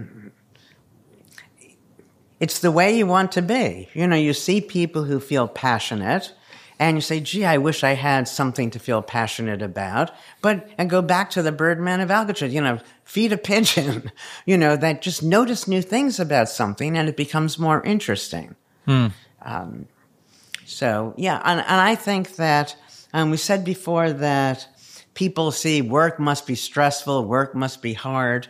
But whether something is work or play is up to you. And that I make a game of virtually everything. And so virtually everything is fun for me. An example came to mind the other day. This was graduation a couple of years ago, and somehow my colleagues and I found ourselves on stage. That's just where they put the faculty. And we didn't know that we were going to have to be there for like 3 hours when they gave out degrees to every sub-area in the university. Yeah. All right. So, everybody is groaning. And I say, let's not. They say the next, okay, now we'll give our degrees to East Asian Studies. So I say, I bet there are 4 people. And the next person said, I bet there are only 2. I bet there are 6. And then the answer. And then we get the next one. And it became a game. When you recognize that the essence of games is just the attempt to predict what's unpredictable, essentially, everything can be virtually made into a game. That's so interesting. I mean, because in that example, so many people, I mean, the default literally is, oh my God, I'm going to sit here for 3 hours now. And it's just like, I mean, even I feel that sometimes when I go on the subway. Yeah. Oh my God, the train's coming in 10 minutes. I'm going to have to stand here for 10 minutes. Yeah, but just notice things. Make it a game. How many people are wearing sneakers? So the other day I was at the airport and I put on sneakers. And I thought, well, I don't know, am I unusual? Is it just older people? So I paid attention to sneakers, and it was great fun. My turn to come up, show him my ID to get on the plane, and I wasn't done counting. Yeah. I mean, this is venturing into neuroscience a little bit, but I would think that the process of brain plasticity is at work over time if you have certain pathways that are locked and gridlocked into mindlessness, and then you practice this over a period of time of years. It'll ungrid. And then it literally in your brain circuits becomes an easier process. Understand, when I'm talking about mind-body unity, I'm not saying there's nothing going on, as my colleagues would say, under the hood. All I'm saying is that it's one process, and it's not this is causing that. It's simultaneously, it's all changing. Yeah. I go like this, my brain, everything about me is different. Yeah. I mean, there's a lot of fascinating research around the mind-gut connection as well. Sure. And, this comorbidity of, mental illnesses and then the gut. And so it's like, that's a physical vagus nerve representation of the mind-body connection. Yes. And I just feel like this idea of the mind-body connection is just popping up as a fact of reality. Then again, as you said, I've been doing this since 1979. Yeah. I was in Kansas City for reasons I don't remember, and the person I was with said, let's go to an iridologist. I'm up for anything. And so an iridologist, somebody's going to look in your eyes and tell you about yourself. And so she looks in my eyes, and she says, you have a problem with your gallbladder. And of course, this is ridiculous, like astrology. Anyway, I went home, and the next week I discovered that I had a problem with my gallbladder, which until I started studying mind-body unity seemed to me kind of crazy. But yes, everything is manifested everywhere. If we had the tools that were strong enough to look at it, that the color of your skin, is going to change whether you're mindful or mindless. But we don't have tools that are strong enough to pick this up now. Eventually, we probably will. If we just zoomed out and thought about the possibilities of how this could radically change the world. I mean, you had a whole part in your book about a mindful utopia. Yeah. What do you mean by that? Well, right now we have a world, as I said before, where there are many, many people who are depressed, sick, getting older, afraid of being older. I mean, it's not, if you randomly chose any 4 people, doesn't have to be in New York, go to Kansas City, that my guess is that they're not going to be happy, healthy campers. And all of that needn't be. So in a mindful utopia, we have people who end up respecting themselves because they know their behavior makes sense or else they wouldn't do it. They also respect other people. You can learn from other people rather than feel you need to degrade them, so relationships improve. You have a happier world. we have people understanding, you talked about addiction, that many of the people who have addictions are people who have been taught that they're less than. In this mindful utopia, nobody's less than. I had this experience. It's going to sound maybe silly, but it was so important to me. We were having this major delivery, keeping stuff in the very large basement. So this giant truck shows up. I know the basement. And I said, there's no way, and I'm supposed to be a genius, right? There's no way that all of that furniture is going to fit in that space. The person I was talking to, who was going to put the furniture away, was somebody who thinks nothing of himself, who's uneducated, who's missing many of us, who sees himself as a loser, has been taught to see himself as a loser. He put every piece of furniture away, and not only was it all in the space, but everything was accessible. And I thought at that moment, this is not right. Why am I applauded as a genius, as if I can do everything, and he's diminished at every turn? And, then I wrote this little thing for my grandkids that everybody doesn't know something, everybody knows something else, everybody can't do something, everybody can do something else. A little song that is really meaningful to me, and where basically I want to take the vertical, where I sit somewhere, on top, not the very top, but, pretty high up, and make it horizontal, recognizing everybody doesn't know something, everyone knows something else, everybody can't do something, we almost came to that, I thought, in COVID, when all of a sudden the person who's delivering the toilet paper was applauded, but we didn't get there. We buy into somebody's definition of what excellence is, the proper way, the only way to do things. And with all of that, there's always somebody who's allowing this fiction to exist, who's sitting on top, afraid it's going to all fall apart, rather than, so I'm with my grandkids. They were 5 at the time, and one of them starts to whistle. I say, Theo, you're such a good whistler. At that moment, his twin brother says to me, Grandma, when Theo was learning how to whistle, I was learning something else. And I thought, that's the way the world needs to be. But in the world I was brought up in at their age, is I'm inferior because I can't whistle. Rather than respect that and learn something else. Everything, that the world is not zero sum. And that's what this mindful utopia would teach people. Zero sum is that one winner, one loser. Winners and losers, you add them up, it becomes zero. That for the things we seek, in my view of the world, there's no reason why we can't all have them. Because what we all want is self-respect, to have some peace of mind, to have relationships that are rewarding, and all of that is available equally to all of us. I think that the example with your grandkids is interesting because, if we were to pretend someone sitting in front of you who's in their 20s or 30s who is constantly comparing themselves online, feeling behind, not good enough, like they're not there yet, or doing what somebody else is doing, how would you directly speak to that person if they were sitting in front of you? In a larger sense, I don't think there's anybody better than I am. But the important thing is, I don't think I'm better than anybody else. And so to deeply feel that means that when someone can do something you can't do, it's an opportunity to learn something new.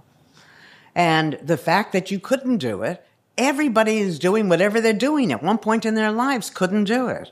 I did this little demonstration forever ago that a student would come in and I'd use some arcane expression. And they'd walk out thinking I know every word in the English language. Versus I'd have a dictionary open.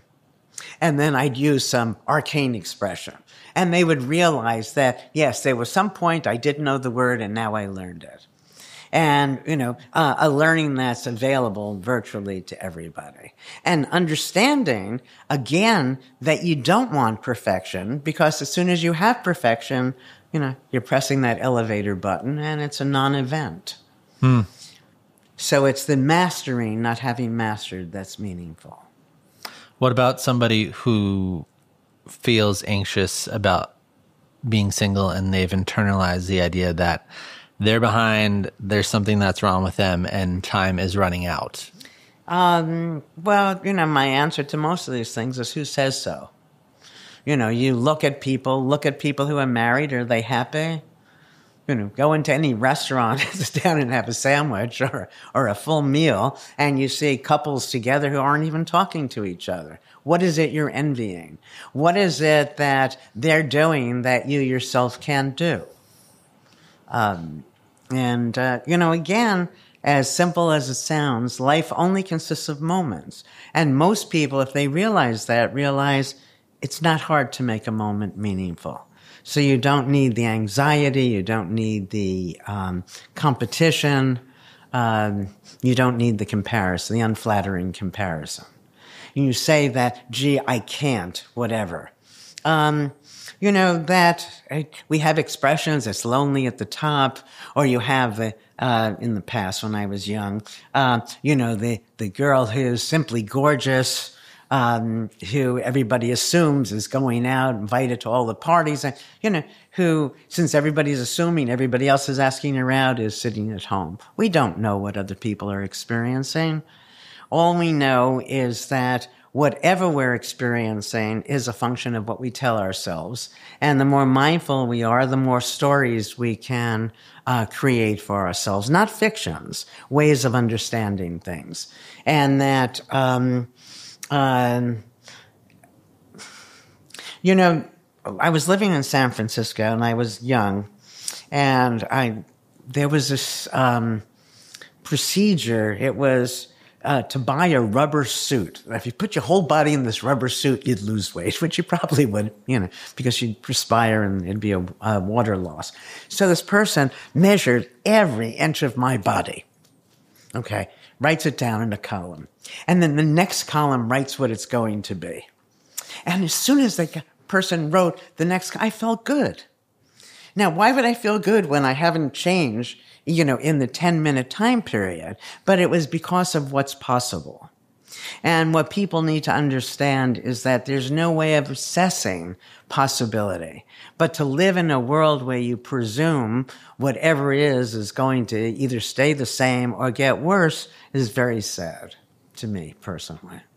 I think it's interesting if we go back to the beginning, the Counterclockwise Study, you are basically the same age now as those people who were participants. Yeah. And so what about the people that are around your age range or are worried about getting older who have now, you're here. Oh, I talk to them all the time. You have incredible amount of endurance, which is amazing. That you're doing this. Most people, I feel like probably in their 70s is like, well, that's not possible for me. I can't do that. And so if you talk to them all the time, what are the things that you were saying about I think that's changing. I think that there are so many baby boomers. In the distant past, the image of old was decrepit, and there weren't many positive images around for people to point to. And now there are so many of us, and again, to do the self-fulfilling prophecy, if you see somebody who's energized and you say they must be 60, we don't know. The person could be 80. Do you see what so if you have the mindset old means decrepit, yes, you're going to find lots of evidence. But if you have the mindset old can be passionate, energetic, and happy, you're going to find instances of that. So again, the questions you ask yourself are crucial. Yeah. I think the rules even that we apply in our society, when it comes to older people, there's this wealth of experience and wisdom that only they could have through lived experience. No, I don't think so. But I think it would be a shame to have lived 70 years and not grown. Yeah. The more mindful you are, the more positive experience you've had. But, this is why I do some of this in the courses that I teach, to try to take the younger person and give them the wisdom. There's no reason why you have to wait until you're older. Remember, when you were 2 years old and you fell and you got a raspberry and you're screaming bloody murder. It's just a little bruise. And then you're 5 or 7, and Johnny or Janie doesn't send you a Valentine, and your life is over. And then you're 14 and you get a pimple, and oh my God, I'm going to be, and it keeps changing. At some point, you should look back and see, yeah, all of this was kind of silly. And, and you change your views and everything changes. I said to my wife last week, I think it's interesting. There are a lot of scientists like yourself or people that are in academia. It goes back to sort of the retirement thing, but they never really fully stopped their research and they're still continuing to teach or do things like this. And if I look at that part of the population, I think it'd be interesting to do a study on this, but it seems like the cognition, the endurance, like all these different things go well into like mid 80s, late 80s, like it can go early on forever. 90s. Look, the argument that I'm making, and we have enough data to support it, is that mindfulness is energy begetting. And so if and you can't enjoy what you're doing if you're doing it mindlessly. A robot isn't enjoying being a robot. And so the more you're enjoying, the more the neurons are firing. There's no reason to stop. I mean, all the stops are artificial. And, but now again, it depends on why you're stopping. If you're stopping because, they've kicked you out of whatever you're doing, that's different from freely choosing.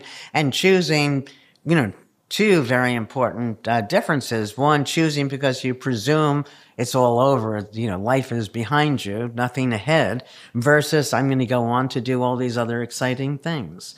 There's a part of the book we haven't talked about, which I think is good because it's kind of, startling and a little complicated, but about decision making. Let me just give people the bottom line. We never really make decisions. You don't decide to retire. At some point, it presents itself where this is a good thing. If somebody right now offered me, I don't even know what, it could be, but if it were more exciting than my teaching and being able to share these ideas, there'd be no decision. I would just do it. You can't. Well, anyway, so the bottom line is rather than waste it, and also decision making causes the most stress for people because they think there's a right decision. And there is no right decision because as soon as you make a decision in order to take action, as soon as you take an action, you can't evaluate what an alternative action might have led to. Anyway, people can read about it to understand more of what I'm saying, but the bottom line is essentially, rather than waste your time trying to make the right decision, you can almost randomly decide, but make the decision right. That's really good. So people, like me, don't decide to retire. So as an academic, I think we're allowed to just keep going. They can arrange things to make it uncomfortable. But at some point, you say, I've done this, been there, done that, and there's this other thing that seems exciting. One of the exciting things that's happening in our society, I mean, some people call it exciting labels, other people call it terrifying, is the whole thing around artificial intelligence. I thought it was interesting. We were talking, around the water cooler, and you were talking about, I asked ChatGPT about this thing. Is this something that you actively use a lot? Or I don't use it as much. I don't know enough about it to use it as well as one might. But I think it's phenomenal. And of course, like with anything else, bad actors will be just as powerful in the negative direction. But I think it's interesting because someone your age would typically make a rule of, that's young people technology. I don't even want to deal with that. We're trying to, we have a new study where we're getting AI to teach people to be more mindful. That's the goal. So people need to understand that these are just tools. And people say to me, but there's all this technology, whatever, people more mindless than they were before. And You can read mindlessly or mindfully. You can use AI mindlessly or mindfully. It's not in the tool. It's in the way you use the tool. The way I wanted to close was, I mean, again, you've been at this. No, don't leave me. No. You've been at this 50 years. What, this is kind of get the crux of what I was saying earlier, and I really would love to turn the table on you and be like, what is the most challenging circumstance you went through in your life where you felt like you had to practice mindfulness? My mother died when I was young. She was 57. In fact, it was sad for me because I had gotten tenure, which she would have had me laminated if she could have. She was so proud of me. It would have been nice if she knew that. I remember earlier in my life where she wanted me to learn how to type just as a backup. So, big difference from there to my being at Harvard and so on. And I think that I don't know if it was her death that led me to a different view of death, or it was a different view of death from most people that guided me in my dealing with her death. But I realized early on, and none of this is going to sound spectacularly new or revelations, but for me it was important to realize I only knew her through my thoughts, and I still had my thoughts. And so she had moved to Florida, and so I wasn't seeing her all the time anyway. So what was the difference between her being dead or alive and the days I wasn't seeing her? And so that meant that most of our relationships are just in our heads, and which is very comforting. It also was the case that I was studying the elderly at a time, this is before baby boomers were getting old, and being old was Betty Davis has said, old age ain't no place for sissies, it was terrible. And so there was a way that it felt she never had to go through any of the indignities that many people approach as they get older. And so she was always, in my mind, young and vital. Now, I must tell you, Matthew, it was very strange. She died at 57. I'm 78. It's very hard to think about her and to think about her as it should be, where she was so much younger than I am now. So it tends to be, as my mother, she was always older, and I haven't been able to make sense of all of it. But did you miss her when she died? Well, of course. No, I mean, how did you process that? How do I process missing her? Well, in the way I've just said, that to recognize that you only know somebody in your minds, and I knew what she would say to everything. So I didn't need to call her to hear her to say. She didn't tell me that when I'm looking for something, everything can't be in the front. This sort of stuff. Yeah. That's good. And, and my attachment to her was clear through my research, which was largely a function of the bout she went through with the cancer. It's almost like a catalyst dedication in a way. Yeah. So it's beautiful. Well, this was certainly mind-bending conversation. And it's interesting people have that expression because, we have with so many expressions, you want to straighten things out. So mind straightening versus mind bending. We'll go with mind straightening. I like the... But I guarantee it's going to be a catalyst for people to have a new way of being. That would be very hopefully nice. A mindful utopia. So thank you so much for being here. Appreciate it. Thank you, Matthew. It was fun. Yeah.